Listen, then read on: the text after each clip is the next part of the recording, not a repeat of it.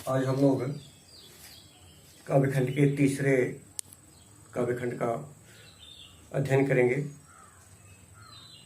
महाकवि सूरदास जी कहते हैं कि हे भगवान श्री कृष्ण, आप तो करुणा के सागर हो, आप सर्वशक्तिमान हो और इस बाल रूप में भी आप अपने अद्भुत सौंदर्य की अलौकिक छटा से सबको मन सम्मोहित कर रहे हो। भगवान श्री कृष्ण के इसी बाल रूप का वर्णन करते हुए सूरदास ने बड़ा ही मनोरम वर्णन किया है। किलकत कान घुटुरवनि आवत, मणिमय कनक नंद की आंगन बिंब पकड़िए धावत। कबहु निरखी हरि आप छाको कर शोक पकड़न चाहत। किलक हसत राजत द्वैदतिया पुन पुन त्यू अवगाहत। कनक भूमि पर करपक छाया यह उपमाइक राजति। कर करि प्रतिपद प्रतिमनिम वसुधा, कमल बैठकी शायति। बाल दशा शुक निरख यशोदा, पुन पुन नंद गुलावती। अचरा तरलय ढाक सूर्य के प्रभु को दूध पियावत। इस पद में भगवान श्री कृष्ण के बाल स्वरूप का बड़ा ही मनोरम वर्णन किया गया है।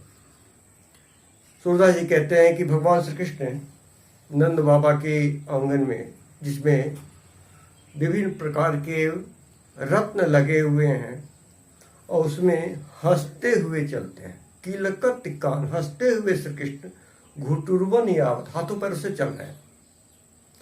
मणिमय कनक नंद के आंगन, नंद बाबा के आंगन में मणि लगा है और उसमें प्रतिबिंबित हो रही इनकी छवि को, ये भगवान श्री कृष्ण अपनी छवि को बार बार अपने हाथों से पकड़ना चाह रहे हैं। कबहु निरखी हरि आप छाको, कभी भगवान श्री कृष्ण अपनी परछाई को देखते हैं और अभी अपनी परछाई को अपने हाथों से पकड़ना चाहते हैं और पकड़ते समय किलक यहाँ सतराजत द्वैदतिया, किलकारी भसते हुए जब हंसते हैं तो मोती की तरह उनके दांत बार बार उनकी सुंदरता को और बढ़ाते हैं।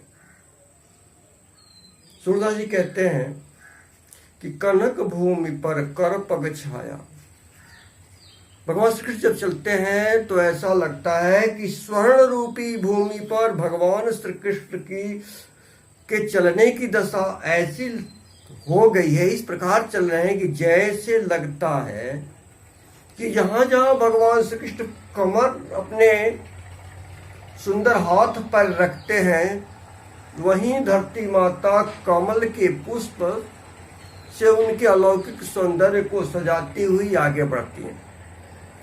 और बाल दशा शुक निरख यशोदा, पुनि पुनि नंद बुलावत, अपने बाल श्री कृष्ण को चलते हुए इस प्रकार की दशा को देखकर माता यशोदा बार बार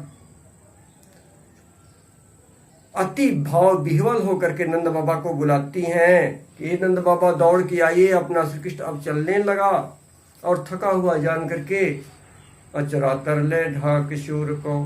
सूरदास जी कहते हैं कि जैसे ही माता यशोदा को लगा कि हमारा श्री कृष्ण थक गया होगा तो आंचल से ढक करके और भगवान श्री कृष्ण को दूध पिलाने लगती हैं।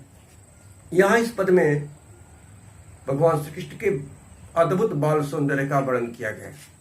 पद को आपके पाठ्यक्रम से संबंधित व्याख्या करने का अवसर मिल जाए तो संदर्भ, प्रसंग, व्याख्या, काव्यगत सौंदर्य और उसकी विशेषता लिखेंगे कि यहाँ श्री कृष्ण के अलौकिक सौंदर्य का वर्णन किया गया है, यहाँ श्री कृष्ण के बाल सौंदर्य का वर्णन किया गया है। इसके बाद रस लिखेंगे, इसके बाद अलंकार लिखेंगे, अनुप्रास, इसके बाद छंद लिखेंगे, इसके बाद भाषा लिखेंगे, तब लिखेंगे शैली। इतना जब लिखेंगे तो जाकर के आपके प्रश्न पूरे होंगे। ये सारे काम आपको अपनी कॉपी में करने और ये करते जाएंगे तो फिर आपको पीछे मुड़ के देखना नहीं होगा। और किसी तरह की कठिनाई होती हो तो जो ये मेरा नंबर है, इस पर कॉल करके शाम 4 बजे से 5 बजे तक प्रश्न पूछ सकते हैं। कभी कोई कठिनाई नहीं होगी। अगले दिन एक नया वीडियो फिर लाएंगे, तब तक के लिए धन्यवाद।